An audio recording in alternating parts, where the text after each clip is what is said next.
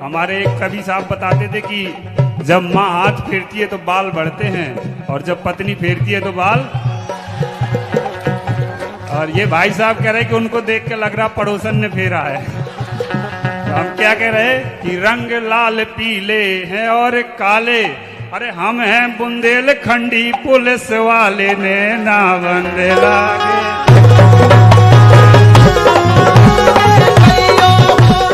आप सभी को जय हिंद, जय बुंदेलखंड। बहुत बढ़िया। वीरबल की हंडी, किसान की फटी बंडी और बुंदेलखंडी, ये कभी समाप्त नहीं होंगे कि हो जाएंगे।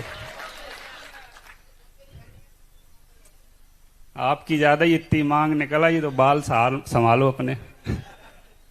आप सभी को बहुत बहुत धन्यवाद। और चूंकि जब संगीत की बातें चल रही हो तो उस बीच में हमें घुसेड़ दिया गया, तो मुझे पता नहीं चल रहा क्या करूं।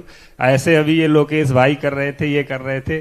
और हमारे गांव में तो जब जंगल में बैठते तो ऐसा बोलते बेटा सामने आ जाएगा तो मैं अब लेकिन अब संगीत की सभा में तो समझ में आ जाता कि इसका कुछ आ होगा या सारे होगा।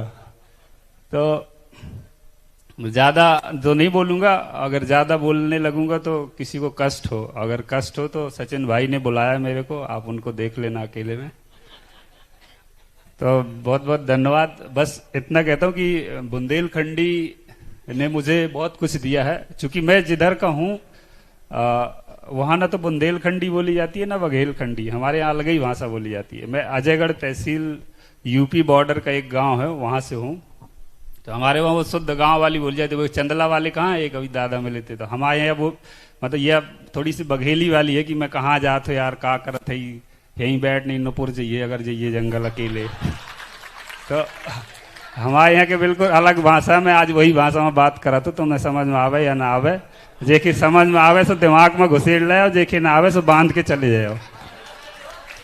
तो कहा होता है कि हम जैसे पढ़ो गांव में पढ़ो पढ़ लिख के निकले तो फिर डीएसपी बने तो वहाँ कहा रहा कि जैसे कार्यक्रम होते जैसे यहाँ भाई से हम लोगों की भी डीएसपी मानी जाए तो थकावट दूर करेगा, बहुत परेड और मेहनत होती है तो होते थे। तो उसमें सब अपना अपना, कोई फिल्मी गाने पे डांस करती थी लड़कियां, कोई हमारी साथ की डीएसपी कुछ अलग अलग करते, तो हम अपन बुंदेलखंडी करते हैं। तो मैं देखो करते जैसे ये आपके निर्णायक बैठे हैं तो हमारे जो बड़े बड़े अधिकारी, स्पेशल डीजी एडीजी, वो नाचने लगते थे हमारे साथ। तो बड़ा मजा आता था। और हमें कुछ नहीं आता, हम बता रहे, पर वो ये एक नैना बंद लागे उसी को हम पकड़ लेते थे और दे तड़ी तड़ सुनाते रहते थे। तो आप और तुम और कभी ऐसे ही दो चार ठोल्टे सीधे सुना देते, एक सुनाए दे तो बजाना यार थोड़ी से। कि खट्टी है इमली मीठे अनार, खट्टी है इमली मीठे अनार, और सबसे प्यारे हो लगे बुंदेली बौछार ने ना बंद लागे।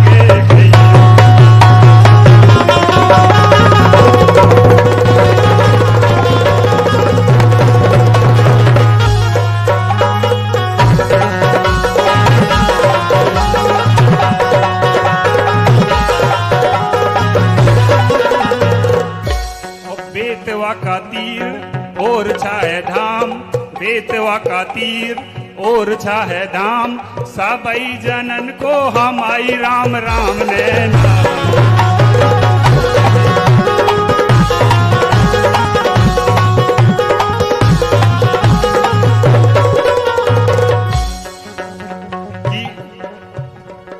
देखो इधर अलग अलग तरह के बाल इनके, तो दादाजी के सफेद हो गए, पता नहीं तजुर्बे से हुए हैं कि कुछ हुए हैं। वो एक पीछे बैठे उनके झड़ गए। हमारे एक कवि साहब बताते थे कि जब माँ हाथ फेरती है तो बाल बढ़ते हैं और जब पत्नी फेरती है तो बाल। और ये भाई साहब कह रहे हैं कि उनको देख के लग रहा पड़ोसन ने फेरा है। तो हम क्या कह रहे हैं कि रंग हैं लाल पीले और काले। देखो कपड़े ही देख लो कि रंग लाल पीले हैं और काले, अरे हम हैं बुंदेलखंडी पुलिस वाले ने ना बंदे लागे।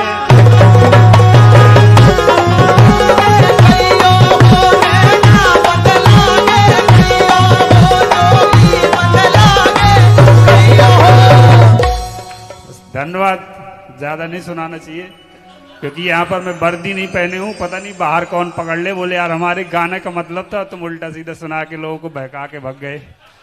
क्योंकि संगीत के बीच में संगीत और मनोरंजन में अंतर है।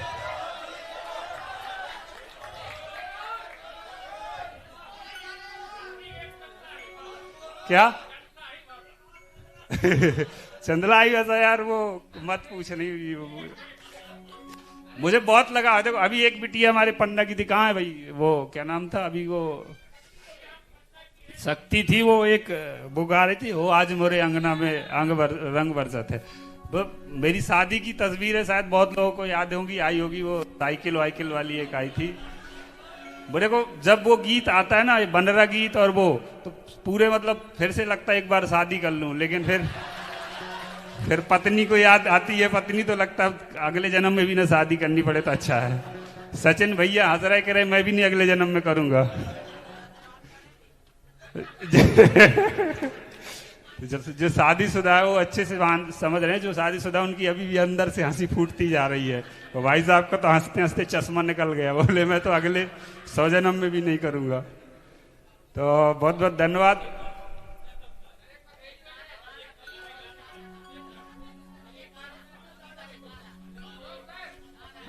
गाना मेरे को आता ही नहीं, मैं बोलते रहा हूं। देखो मैं एक तरीके से वो तुकबंदी करता हूँ, तुकबंदर हूँ ना, तो कभी हूँ ना कुछ, मेरे को कुछ आता नहीं। कल यार वो एक वो कहाँ गया, वो लड़के ने बहुत अच्छी लिखी थी, 4 लोग काके हैं, आया है क्या, उसकी मैंने एक कविता पढ़ी, बहुत अच्छी लिखी, उसने शुरू ही में लिख दिया कि अपन को कुछ नहीं आता, वो बड़ी अच्छी, मेरे को याद नहीं, पर वही अपन भी ये कुछ नहीं आता, लेकिन ठीक है टाइम पास मतलब कर लेते हैं। मेरा एक चीज है, आप लोगों से यही कहना है कि हम अपने बुंदेलखंड के लिए जिए, बुंदेलखंड के लिए मरें, बुंदेलखंड के लिए कुछ कर जाएं। मैं बड़ी व्यस्तम नौकरी में से बड़े सचिन भाई ने बोला कि आना पड़ेगा, इसलिए इस बार आया कैसे भी करके, और इसके लिए मैं चाहूंगा कि एक बार हम अपने बुंदेलखंड के लिए जोरदार ताली बजाएं। बुंदेलखंड में बहुत बड़े बड़े लोग हुए, लेकिन मुझे लगता है अभी तक बुंदेलखंड के लिए किसी ने कुछ खास किया नहीं है। और मेरी इच्छा है कि कोई बुंदेलखंड के लिए करे, और इतना कुछ करेगा, अगर बुंदेलखंड की बात आएगी कि कुछ अच्छा होने वाला हो, तो मैं नौकरी छोड़ के उसमें कूद जाऊंगा। क्योंकि जो अभी पूर्व मुख्यमंत्री जी वो बता रहे थे कि बुंदेलखंड की सीमाओं का बहुत सारी बात है, अगर आप टोटल मिलाओगे तो लगभग कितने जिले हो रहे, 15 16 जिले मिला के एक छत्तीसगढ़ राज्य बना था। मैं ये नहीं कह रहा कि बुंदेलखंड राज्य बनना चाहिए, बाकी आप लोग समझ गए होंगे क्या कहना चाह रहा हूं। तो 16 जिले मिलकर क्या बन सकता है, बुंदेलखंड बन सकता है। और मुझे लगता है जैसे एक छोटा जिला बनता है, निवाड़ी जिला, कौन कौन ने नाम सुना होगा सभी ने, तो वो बहुत छोटा सा जिला था, लेकिन जब जिला बना तो वहां का बहुत विकास हुआ। मैं देखता हूँ कितना विकास हुआ। जब मैं 2021 में पहुंचा था, 18 में बना था, वहाँ दादा को सुना है मैंने 1-2 जगह गांव में भजन करते हुए, लेकिन आपके हम वर्दी पहन के पहुंचे थे, एक बार आप गांव में गा रहे थे तो आपने बंद कर दिया था हमारे डर के कारण। कोरोना के बाद की बात है, कोरोना में पुलिस ने, आप समझ रहे हो, कि पड़ी होगी उसको याद होगा, तो उसके बाद कोरोना के बाद पुलिस का थोड़ा सा कुछ दिन तक डर चला, फिर वही भाईचारा चलने लगा। हाँ दादाजी कह रहे कोरोना के बाद पुलिस ही खतरनाक थी। बिल्कुल भैया, आपको प्रणाम। तो बहुत बहुत धन्यवाद। और मैं बस बहुत देर से सुन रहा हूँ, मैं श्रोता बन के आया था आज, और सुनूंगा। अब ज्यादा टाइम मत लो यार, मैं तो फिर फालतू। कौन सी वाली, कोई भी तुकबंदी वाली, चलिए ठीक है। मैं आप सब लोग बड़ा मैं प्रेरणा की बातें करता हूँ, मैं अपनी माँ की 2 लाइनें जरूर सुना देता हूँ। ये गीत उद वाली बातें नहीं, ऐसी है सिंपल। और फिर ऐसे सुनना हो तो मैं तो 50 जोड़ के सुना दूंगा।